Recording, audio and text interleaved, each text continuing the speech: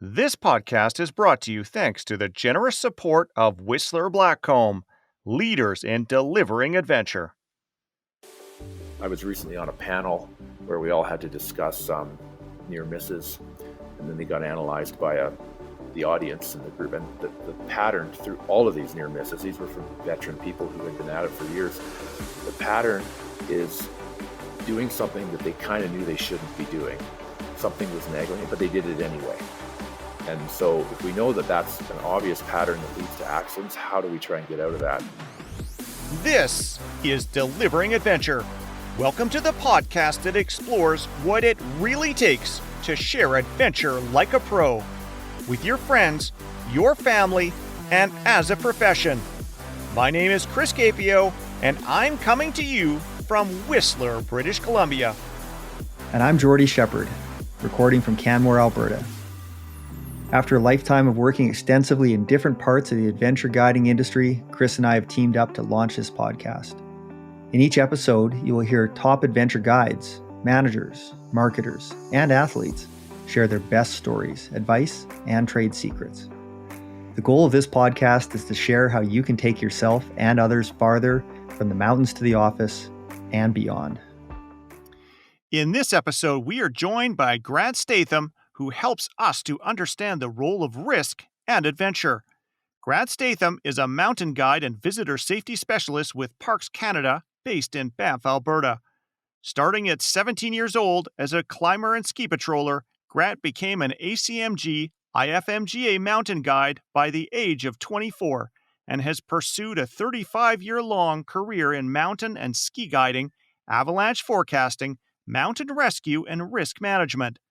Grant's study of risk has led to the development of many of the avalanche risk management systems used today, including the Avalanche Terrain Exposure Scale and the conceptual model of avalanche hazard.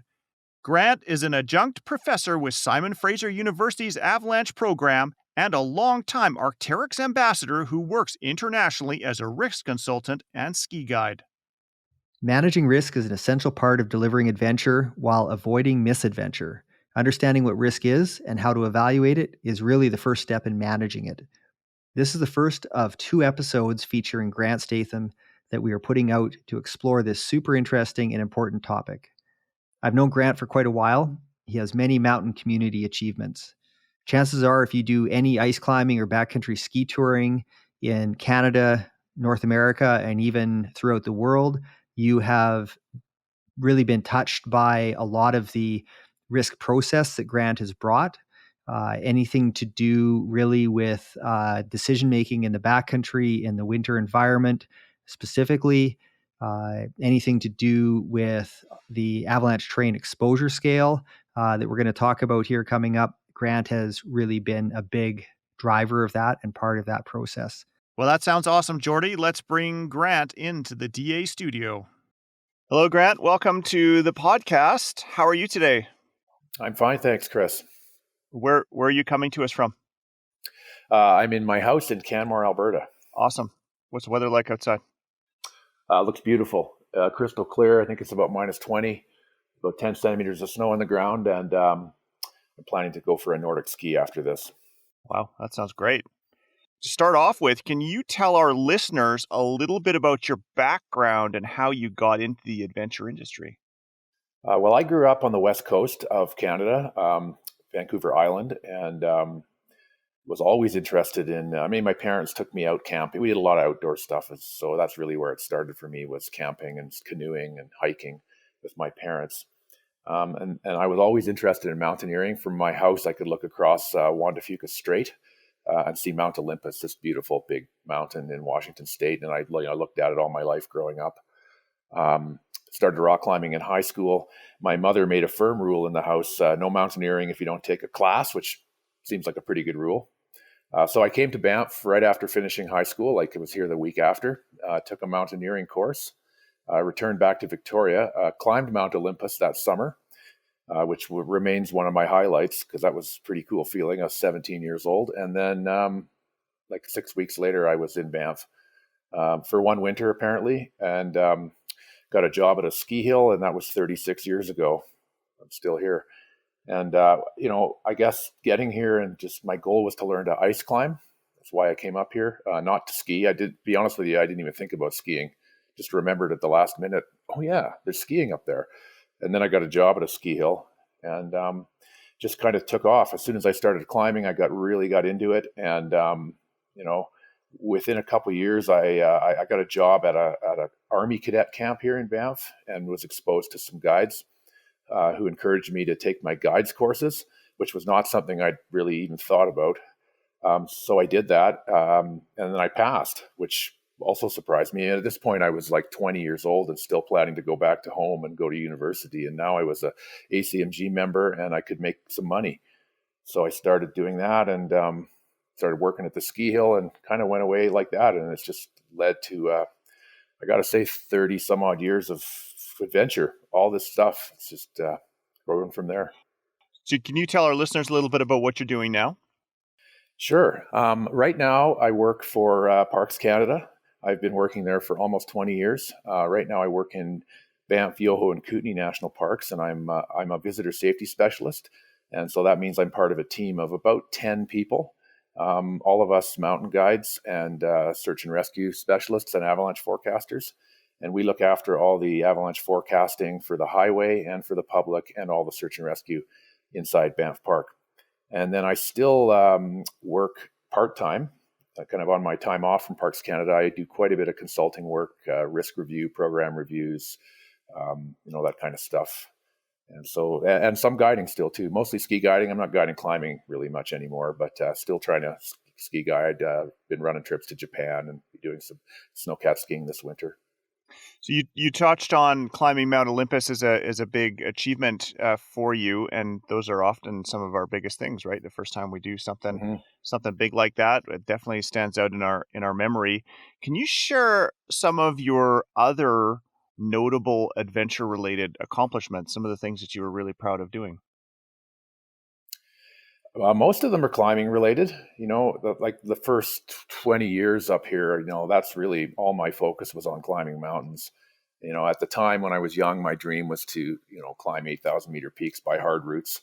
Fortunately, I came to my senses and had a family and stopped myself from doing too much of that. But, I think a couple of the big ones for me, I guess leading Pilsner Pillar when I was 17. Like my third ice climb, I led Pilsner Pillar and realized, wow, I can do this. This seemed a little bit crazy at the time with all this old equipment, but that really helped. I think some of these touch points, one of the reasons they were important to me is because they maybe weren't the hardest route in the neighborhood, but they made me realize that I'm able to do these things. I set an objective for myself. In that case, it was to lead a hard ice climbing pillar, and then I did it. And so that realization was huge. Another big one would be I climbed the northeast face of Mount Kefren by a route called the Wild Thing. I did the second descent of that in, I think, 1993. And again, that was a huge, for me, step because that's a big, hard alpine climb on a big face that took, at the time, it took multiple days. And it made me realize, hey, I can do this. This is what I want to do. I've set an objective and I actually did it. So that was a big one. So when you say a big alpine face to somebody who doesn't climb, what does that look like? Well, it looks like a big steep mountain. And in this case, anywhere from, 1,500 meters. So, 4,000 to 5,000 feet of steep rock and snow and ice, not a place where many people go. And, I've always been drawn to these sort of places, largely by the architecture and the look of the mountain. I can be pulled quite passionately into an absolutely beautiful gully feature on a mountain that might run up 3,000 feet and it's narrow and it's full of blue ice. And I just think, wow, I got to climb that thing. It's just crying out to be climbed. And so, that's all. I've always been drawn to those big, hard looking faces. So you spend a lot of time in the risk management industry and adventure industry. You've done a lot through your career. Obviously, risk is a big part of your life. So let me ask you, what is risk to you? How would you define it and what does it mean to you? I guess in the most simple terms, it's taking chances.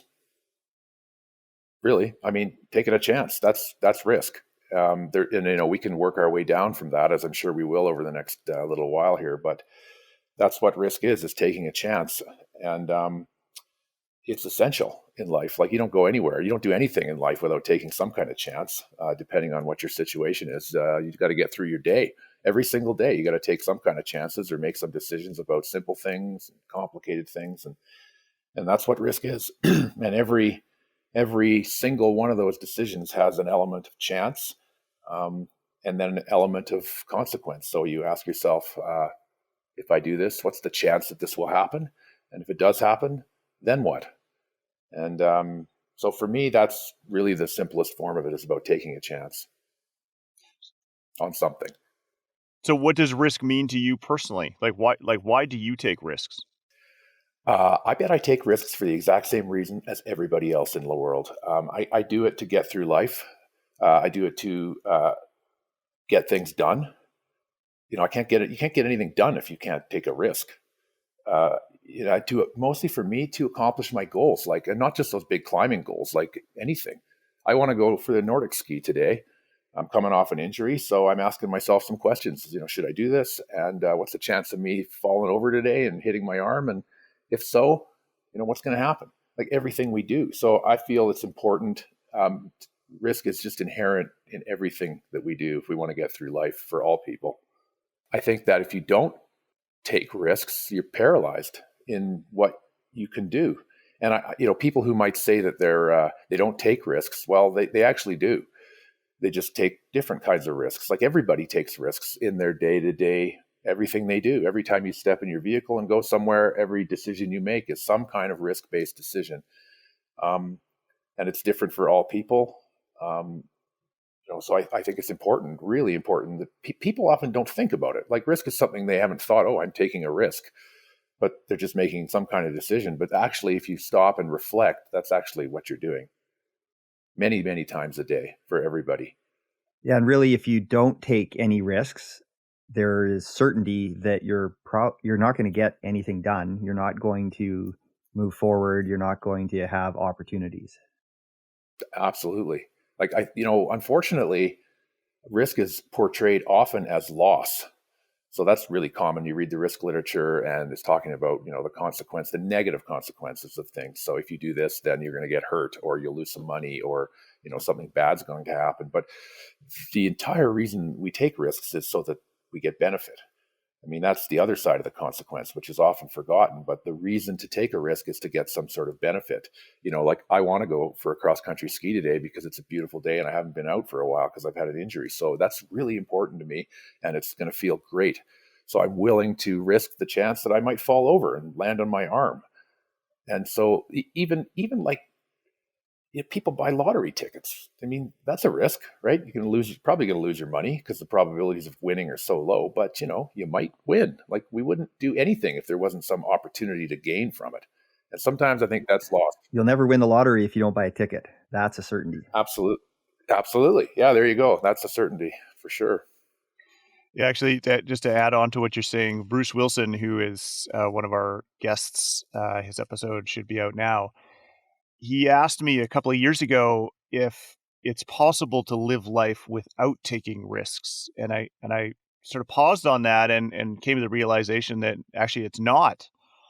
Because if you don't take that risk, there's a risk that you missed out being able to take advantage of whatever you could have gotten by taking that risk. So if you stay at home instead of going out to go and do something, well, there's a risk that you missed out on whatever it was that you were going to go out and do. Yes, I completely agree. Again, people aren't realizing this, but everybody's doing this. And sometimes I think about us in the first world and the kind of risks that we take. I mean, that's just because we are living in this privileged, advanced society where we don't have the risk that a lot of people in the world face every day of just trying to put food on the table or just trying to survive. So much of the world, they don't need to introduce additional risk into their life. I have worked with the Inuit a few times up north, and when you talk about avalanche risk to them, they're just looking at you like, no, we just stay away from that stuff. Traditionally, we don't go near it. And I think it's something that we as people in Canada and first world countries, we've just sort of managed to engineer so much of the day-to-day risk out of our lives that we introduce it in the mountains, and we do things like that, which because everybody seems to deal with risk in one way or another, and we're lucky to live in a society where we don't have to face these sort of life and death risks every day, or worry about just putting food on the table, which so many people have to be concerned with. But that's risk too. So you've obviously thought a lot about risk. For those listeners who are maybe a little bit new to thinking about this topic, can you give us a quick rundown of what the key elements of risk are? In your TED Talk, you do a great job of explaining some of the key elements, such as probability, exposure, vulnerability, and so on. And what does understanding these elements look like to you? Well, I like to think of it as sort of four. I mean, there's many things to understand, but there's four key things, and you just touched on them there, Jordy. The basics would be probability and consequence. And I look at probability and consequence. That is to risk, like supply and demand is to economics. It's fundamental, and it's almost a law. And I almost think that everybody in life should learn the basics of probability and consequence. We should teach that to kids in school, just the basics. You don't have to go too deep, but it's essential stuff. Probability, and there's obviously massive schools of study just on probability, but that's chance, and that's expressed in a whole bunch of different ways, depending on what you're doing. And then consequence is the impact of something, both positive and negative. And so those are the two sort of fundamental, most basic components of risk that one should explore. And then the other two that I look at are vulnerability and exposure. And those ones are important because that's actually how we keep control of the risk and how we control ourselves. And one thing about risk is it's very personal, and it's about something specific. Every single risk scenario is unique, and it could be just about me. It could be about the three of us. It could be about your family. It could be about a building. So every time you have to identify what's actually at risk, and that's known as the element at risk. And then that element has a degree of vulnerability and exposure, and you can control that. So vulnerability is kind of how susceptible you are to the impacts of a hazard. So that'd be like wearing a helmet while you're doing the activity. Yeah. Yes, exactly. Yeah. Or even let's just talk about financially for a second. If you got a lot of cash, you're less vulnerable. If you're sort of scraping by, you're more vulnerable. So you need to manage your risk a little bit differently. If you're out skiing in the mountains and you're with your kids, very different situation than if the three of us go for a ski. So your vulnerability of the elements changes.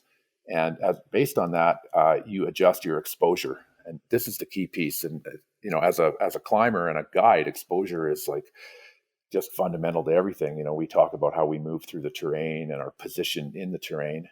So exposure, and let's go back to financial risk. Again, if you're less vulnerable and you have lots of cash, you can afford to expose yourself more to financial risk. Whereas if you don't have a lot of cash and you can't risk losing it, then you're more vulnerable. So you need to expose yourself less. And the same could be said in the mountains. When we have that group of kids, we're going to back off the exposure, keep the risk down. Whereas maybe if it's just you and your friend and you're strong and everything's going great, then maybe you're going to jack it up a little bit and ski some stuff that's steeper. So you're going to increase your exposure.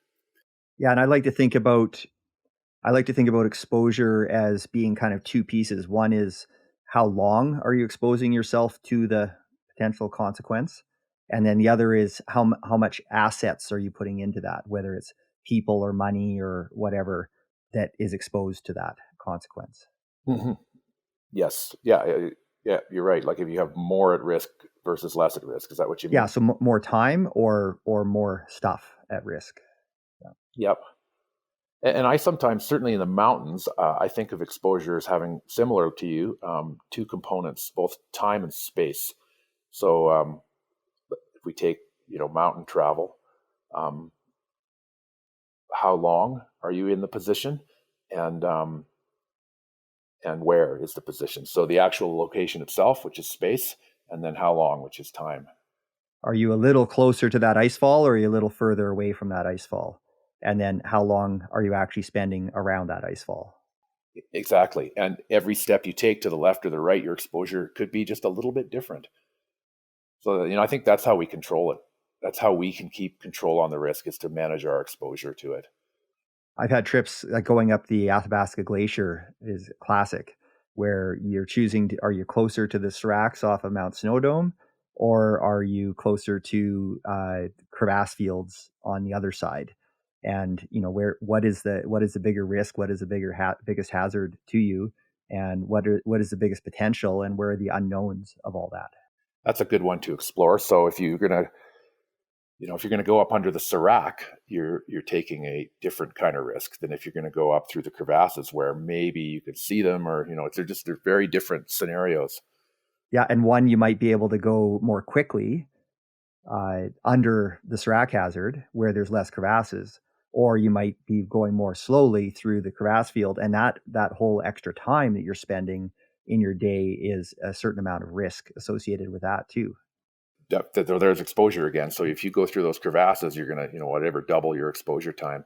So can you give us a practical example? We're just kind of talking about that right now, of when you really had to think about these elements, and then share with us what as a professional in all these things you think about in risk, what was your thought process? Okay.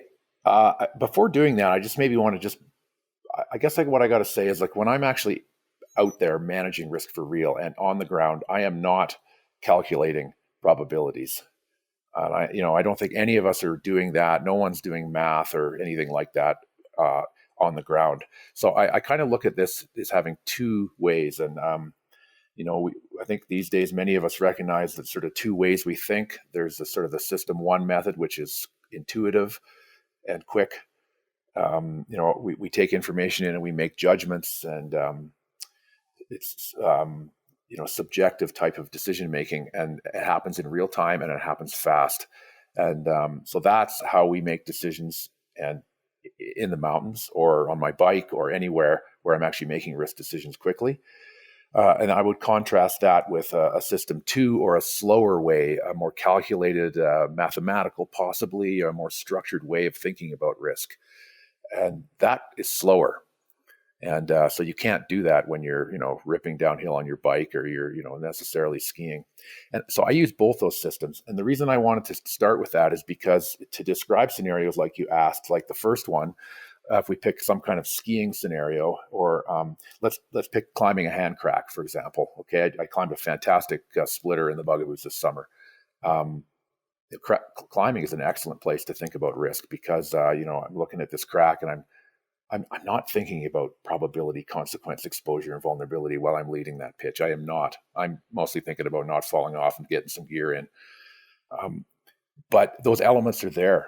They're always there. And I find upon reflection, whether I'm looking back at a situation or if I'm planning it ahead of time and I have a little bit more time on my hands, then I can kind of shift to slower analysis. And I'll say, okay, well, this is a 5-9 hand crack, which is not hard for me. So the probability of me falling off is not that high. And I can get a lot of gear in because it's a nice crack. So the consequences of me falling off are also not that bad. So the risk is totally reasonable. Whereas I might think, okay, well, here's a mixed climb, for example. It's sketchy. I'm going to have to go for 10 meters between pieces of equipment, like a long kind of difficult climb. Well, that's a whole different thing. The probability of falling off is maybe way higher. And if I can't get good protection, then the consequences are way higher. So I'm always looking at it like that. Maybe not explicitly when I'm standing there on the mountain, but when I'm thinking about it ahead of time and when I'm reflecting on it later, and if I'm writing about it, then I bring in those elements. We're going to pause here for a moment so that we can ask you, our listener, an important question.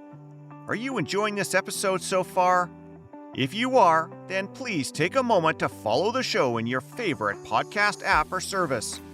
Jordy and I have a lot of great content coming your way, including more episodes on how to manage risk and avoid misadventure, what to do in the moment of crisis, how to manage conflict and adventure, how to coach people through fear, how to make better decisions. We have case studies, and the list just goes on. When you follow the podcast, you don't have to worry about losing the show because new episodes will come directly to you when they are released. If you've already followed the show, Jordy and I would like to thank you very much for your support. You're awesome. Now, back to our interview with Grant Statham. Awesome. And do you use any specific tools in your professional or recreational adventures?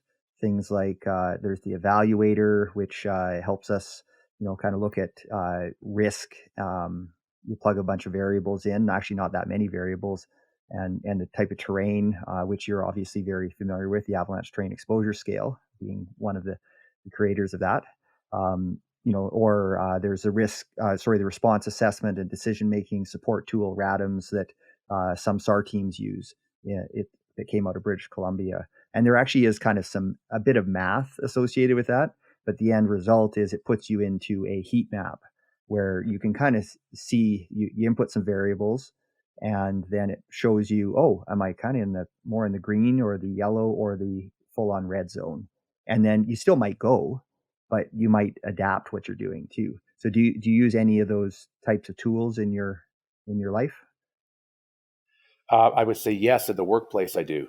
Personally, not really. But if I was starting out new, I definitely would. Like you described the evaluator, I think that's an excellent tool to get started. And I think that eventually people are going to grow out of it. But it teaches you to think in a risk framework and to have the proper inputs. And then you described, the search and rescue tool. And I work, in a national park. We use different tools, but similar thing. And this is where you'd have almost institutional risk management. We have lots of different systems at work where, it's like various conditions need to be met in order for us to be able to go or not go. And those are important because they take away my personal risk tolerance and they set almost a company risk tolerance. So the agency says, all right, we don't want our staff exposed to risk any higher than this level here. And they build these systems around it. And then we use them at work because all of us have different, like you and Chris and I all probably have a slightly different tolerance for risk. And when we're trying to, work for the company, we need to get on the same page. And so I think those tools are really useful for that, for helping us get the right inputs and also helping keep us on the same page and to control the risk and keep it inside a corporate risk tolerance, maybe.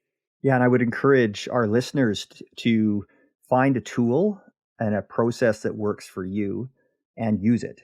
Because if you don't use it, then you're just kind of winging it. Have some sort of a process or tools or set of tools that at the very least starts a conversation with yourself and with others. And then once you lay that out on the table there, it doesn't have to take long and it doesn't have to be complex, but it starts a conversation. And then that's where it leads you down the road of somebody saying, well, you know what, I just don't feel great today.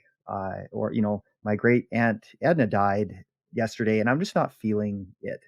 Maybe we shouldn't kind of push the limits as much today because I'm kind of focused on that. So have a process and then actually follow it. And not to say that you're going to be right all the time or the whole group's going to be right all the time, but it at least gets a conversation started.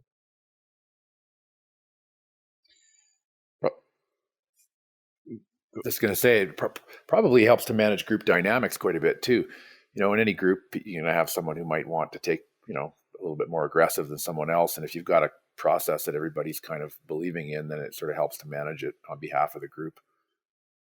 Yeah, we're going to touch on, some risk management strategies in our next segment, but I spend a lot of the last few years developing risk management and decision-making training here in Whistler for the snow school to affect the ski industry in that area. And the injury rate for instructors, ski and snowboard instructors in the snow school is really high. It is comparable to construction workers and logging. And there's been a real push to bring that down. And it is having a huge effect. There's a lot of really good people making some good policy decisions and trying to be really innovative and progressive and changing the way instructors go about their business. Because, of course, as a guide and an instructor, outdoor leaders, our job isn't to avoid risk, it's to actually expose people to the right amount of risk so that they can get all of those positives that you outlined earlier, Grant. And, going down this path, to me, it really feels like we have three things that we often sort of categorize to deal with managing our risk, and from sort of an institutional level. And Jordy really just touched on one of them. And to me, it's what I'm seeing is that culture, its rules, and its tools. And that culture is setting what's acceptable, like you were saying with Parks Canada, saying, okay, well, you can take this much risk. Or from the snow school side, what I've tried to convey is it's not normal to go home from a day of teaching skiing with a concussion. Like, it's a job, right? Like, your dentist doesn't go to work and come home with a concussion or a separated shoulder or a blown out knee. Like, that's not normal, but it has been normal for a long time, right? It's like, oh, well, Bob blew his knee out. Well, that sucks for Bob. Oh, well. And that's not normal. And then, your rules often are those guidelines, principles, hard rules. If you do this, this happens. And those are set up all over the place. In a park, it's this area is closed because there's a grumpy grizzly bear there, and we want you to stay away from there. I mean, that's a rule. Whereas those tools are exactly what Jordy is saying, those things that we can create from ourselves, training, call a friend for help, guidebooks, all of those things. And just kind of circling back to rules for a second, I find the rules are often aimed at trying to limit or reduce our exposure is when you kind of think of them in those terms. What are your thoughts on that, Grant? I agree. And I think you're right. Those rules do aim to reduce our exposure, but hopefully they integrate vulnerability as well. So an example would be if you have a lot of training, you should be able to take a little bit more exposure than someone who's brand new and doesn't have any training. So I think it has to have both to be reasonable. And I think it's really this stuff is important, especially in a sort of a company or a corporate thing, because I think when you're new, what's so a bit difficult for people to realize is that they're not managing their own risk. I mean, they are. Nobody wants to get hurt themselves, but when you're employed by somebody else, they're employing you to manage somebody else's risk or something else. So that's a shift. If you think about some other kind of risk tolerance that isn't your own, so it might be easy for you to just say, "Oh yeah, I'm willing to do that," but that's not necessarily what you're doing. So I think that's one difference when you begin working in the field, is having to adapt to other risk tolerances and be able to manage to that, whether it's down or hopefully not up. Nobody wants to manage to a higher risk tolerance than they're comfortable with. So that shouldn't really happen. But usually it's the other way around. As an expert, you're usually more comfortable with the risk than the people you're working for, and they're hiring you to manage to their level, not necessarily to your own. So those tools and the culture and the rules and the tools, they all contribute to that. I think the culture is a big part of that, and understanding whose risk it is you're actually managing. Not to go off on too big a tangent here, but often when we're leading people, they don't actually have the ability to assess that risk for themselves. And I do find that people can sometimes get lulled into a sense of security, thinking, well, okay, Chris knows what he's doing, so if Chris says this is okay, then that's okay. And I actually had a client once say to me, she says, well, I know that if you take me down something that I can do it and nothing's going to happen. And I said, well, actually, I don't. I actually don't know that for certain. Like, you could surprise me. Terrain could be different. There's any number of vulnerable variables there that could change. I could just simply make a mistake because we're human calculators. We're just trying to calculate this, and we're very imperfect. And I followed it up by saying, look, I'm just really good at making those quick assessments, calculating that probability, which is what we do intuitively. Like you said, we don't often think of it as, okay, I have a 32% chance of making this happen, and there's a there's a 68% chance of this not happening, and there's a 30% chance of this happening. Like we're not running it that way, but the more experience you get, you tend to get better at recognizing that, but you also get better at being able to deal with things when they fall apart, when things don't go very well, and we're able to become resilient and handle it. It's like falling off a bike. The stronger you are, the less likely you are to hurt yourself. Whereas if you fall off your bike and you're already injured, you are a lot more vulnerable. Mm-hmm. Yeah, most definitely. And I think that speaks to like your example of the person that you're skiing with. I mean, that's just in the certainly the adventure business and in guiding. I think any professional should know this. I mean, we know this. It's our guests who need to know this, that we're not infallible, and they're not hiring us. They can't hire us to keep them safe. I mean, they hire us to manage risk, and that means that we all accept some risk, and we accept the probability that something might happen. If you want to do adventure sports, you have to just accept that up front. And then you can hire somebody to keep those chances down and reduce the consequences, but they're not going to go away, or you won't be doing adventure. How do you have that conversation with your guests when you're guiding? Like, how do you frame that? Well, I like to start early. I think that's important. Like risk. So this would be risk communication, which is a whole other field of study. Something that I find kind of funny is a lot of times in the adventure industry, they'll tell you to use the waiver. Give your guest the waiver, which explains all the things that can go wrong, and use that as an example to disclose the risks to people. And I personally think that's weak. The waiver is a tool to transfer risk, financial risk, and liability. True risk communication means conversations with people. Like what we're having right here, and saying like, okay, well, there's a chance that this could happen, and here's how I like to manage things.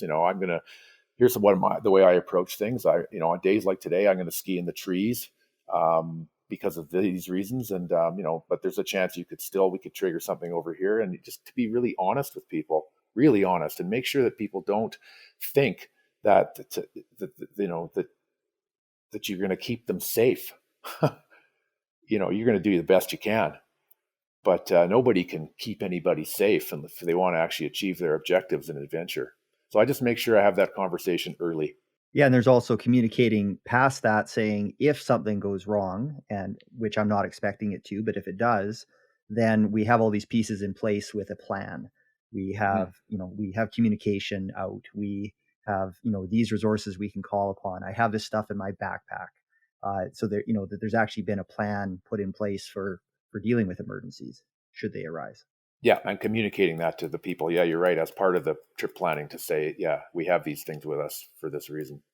But you both raise excellent points there, and even having that conversation with others helps us to have that conversation with ourselves.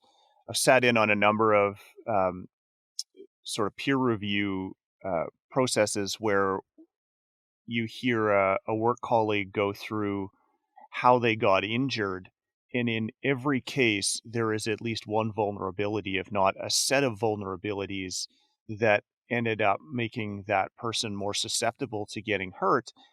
And in every case, you kind of are left wondering, well, did that person recognize how vulnerable they were in that position? And if they had, that would have helped them to take steps to avoid that. It's the example of being on above a cliff without a rope. Well, did you recognize that you were in that position? Or standing on a busy ski run. I'll give you an example that I heard of an instructor is skiing down a slope. It's super busy. It's day one of the season. It's hard snow. Everybody around them is gung ho because they haven't gone skiing for 6 months. And the instructor sees a ski laying on the snow below them because somebody's crashed. And the immediate response is, oh, well, I better stop and I better help that person. Well, they have three choices in that instance. One choice is to just keep going and leave that situation to that person to sort out for themselves. Second choice is to stop above the ski and pick it up and help the person. And the third choice is to stop below the ski and help that person. And, the least vulnerable option would be to just ski by and think, well, that sucks for you, buddy, but I'm not stopping to help you because I don't want to end up being run over by somebody. The second one would be to stop above the ski. You can pick it up, but now you can't see anybody skiing towards you because that hazard is all of the other people coming towards you. And the third one would be to stop below the ski so that at least you can see everybody coming towards you. The instructor in this case actually stopped above the ski and got smoked from behind and ended up being injured. And so we often don't think about managing our risk in that way because we're not running those calculations. But having that discussion, like you're saying, with ourselves, over and over and over again, so that we can actually realize that situation that we're in, I think is super important. How do you think we can do that? Because a lot of us just kind of switch off, and we just go sort of full steam ahead. Like, how do you do this? Like, when you're out there taking risks, like, what are you thinking about? Well, the first thing is that I'm not thinking about, I'm out here taking risks. It just, that's not my frame of reference. I know there's risk involved in what I'm doing. So I guess, yes, I am out there taking risks, but I mostly think of it as, I'm going out to go ride my bike, and I'm going to try and do this trail today, and it's a little bit hard in this spot, a little bit more practical look at it. And, so that's how I approach it. But I guess I try to be very flexible. And I think it's funny. Sometimes this has come back to haunt me in my life because I like to prolong decisions, or I like to be open to changing my mind up until the very last minute. And I think I've learned that through a career and a life in the mountains where I'm constantly got my head on a swivel and I'm always ready to change. And I know that's caused me some trouble at home because I'm always ready to listening to the latest information. But I do think that that's really important, is to be, if you're able to be prepared to change your plans, even if it's even if we want to go down to the micro scale, if you're traveling down a slope, to be able to say, okay, look, oops, we were going to go down here, but now we're going to go to the left by 50 meters, or we were going to ski this run. We're all set up, but now I'm changing my mind. I'm going over here. And I think that's essential, actually, for good risk management, is to be open to to be very spatially aware and aware of what's going on around you, and to be ready to make adjustments constantly. So I feel like it's always happening in real time. I don't think of it like I'm taking risks. I just think of it like I'm really paying close attention here, and I'm going to reserve my decision until sort of the last moment, if I can, based on the information that's coming at me.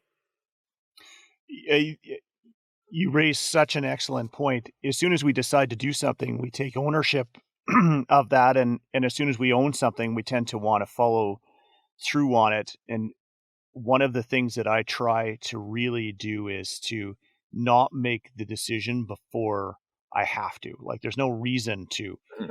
You can certainly review all of the options. Well, we can go to the top of the peak. We can go partway to the peak. We don't have to go up the peak at all. Like, those are all of the options. Well, the option you might choose is to, okay, well, let's see if we can work our way up the peak. And the goal is to try to get there, but we haven't actually made the decision that we are doing this.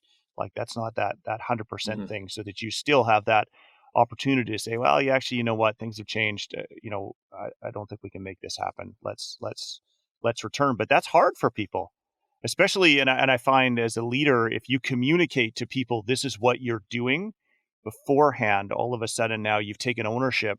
And so if you said, well, we're going to the top of that ridge because it's a beautiful day and you're going to love it when we get there, and then you see that big black cloud coming towards you and you think, well, maybe this isn't such a good idea, but now you've promised people or even yourself that you're going to do that, it makes it really hard to backtrack.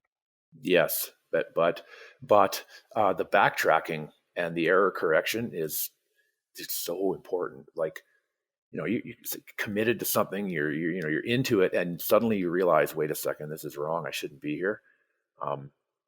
You get extra points for getting yourself out of that situation, because it's so easy to just want to continue for so many reasons. And I've had so many near misses in my life where that was the situation where I think, you know what, I know this isn't quite right, but I'm just gonna give this a shot because I don't feel like, a rescue. Let me give you a rescue example. So we are always getting called at dusk.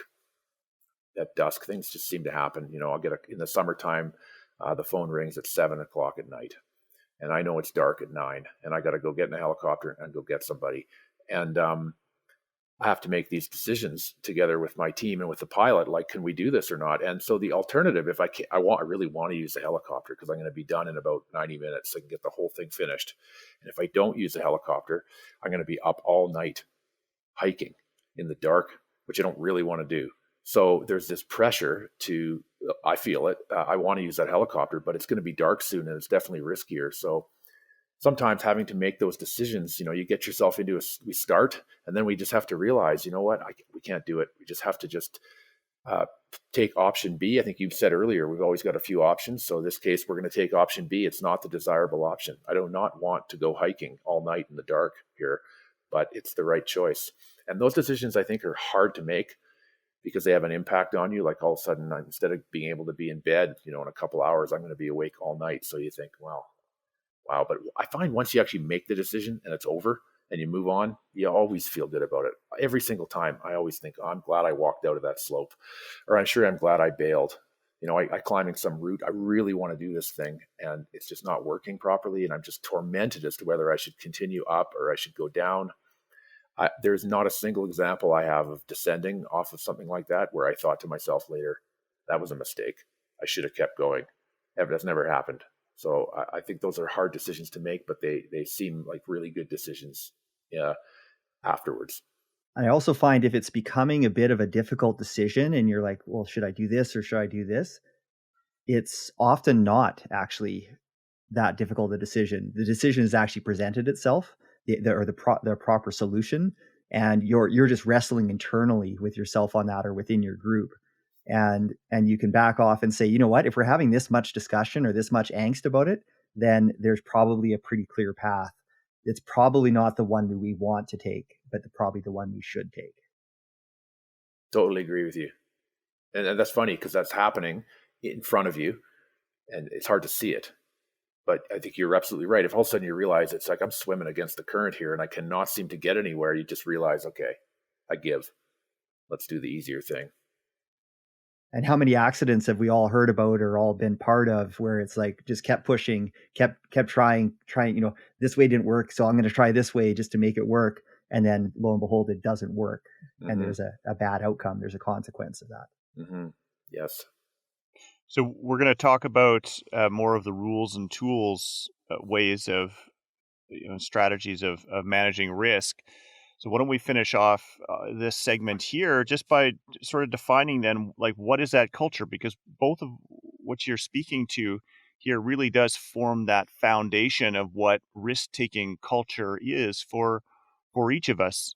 Just to summarize, that idea of getting to that position where, wow, this is just way harder than it should be. If you're struggling to make those decisions and to convince everybody that you're with, it's just a really good idea. Well, maybe that's normal, and maybe that's starting to exceed some of our risk tolerances. One of the things that I've worked with in the snow school and have really seen as a shift to define success as finishing every day and being able to go home.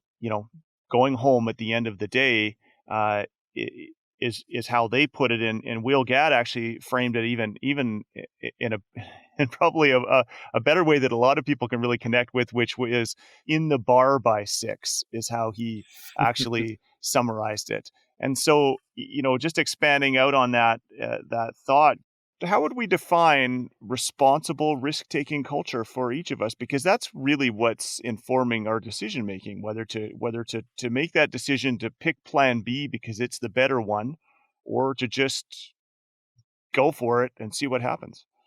Well, I think you have to step outside of yourself in order to be able to do that and put your humility aside. Like so many accidents all trace back to human fallibility and our own desires and bias overcoming what we know to be true or we think is true. So the situations we're describing here where we really want to do something, but we kind of know that we shouldn't do it. I was recently on a panel where we all had to discuss near misses, and then they got analyzed by a the audience and the group, and the pattern through all of these near misses. These were from veteran people who had been at it for years, but the pattern is doing something that they kind of knew they shouldn't be doing. Something was nagging it, but they did it anyway. And so if we know that that's an obvious pattern that leads to accidents, how do we try and get out of that in terms of being good risk managers? And I think that's really managing our human bias and managing our own emotions, and being able to somehow step out of that and do what Jordy said and recognize, you know what, this is just not the right thing to do today, and having the humility to back it off. And in adventure, you guys have experienced this. You do that. Okay, so you do. Let's just say you have a really challenging day of managing risk, and you've had to back off one or two spots, and you get in at the end of the day, and everybody thanks you for a nice day, and because they're polite. But let's contrast that with a day when you decided to actually go for it, and you didn't back off, and you skied a couple of slopes that were steep and deep, and you thought to yourself, well, I shouldn't have done that. Come on. Somebody wipes out on the slope and you're just kind of holding your breath that nothing happens. And then at the end of the day, they tell you that it was the greatest day of their life, and they're all buying you drinks, and it's the perception of the people you're with, it's just not really connected to reality in terms of you managing the risk. So it's hard to step out of yourself and back off and turn around. It's hard to do that, but that somehow we have to find a way out of our own egos and bias and make those decisions. Thanks, Grant. We're going to pause here so that we can recap what we've covered so far. We will continue this conversation in the next episode. If you would like to learn more about Grant and see some of his work, please check out our show notes. This is where we have posted links to his TED Talk, Instagram, and a couple of other resources that we recommend you check out. Well, Chris, what were your takeaways from what Grant had to say about understanding risk and adventure? Well, Jordy, Grant had a lot of amazing things to say, but I'm just going to recap 3 of them. First off, when it comes to defining a risk is really just a chance. When we take risks, we have a chance of losing something. That's often how we frame risk. However, we also have a chance of gaining something. Second point I want to touch on is that not taking a risk comes with a risk. It is impossible to live a life without risk. Not taking risks comes with the danger of missing out on whatever it is that you could have got if you didn't take that risk. And the third point is that you can't have an adventure without taking risks. Challenge, adversity, and risk-taking are essential components of any adventure experience. Jordy, what were your takeaways?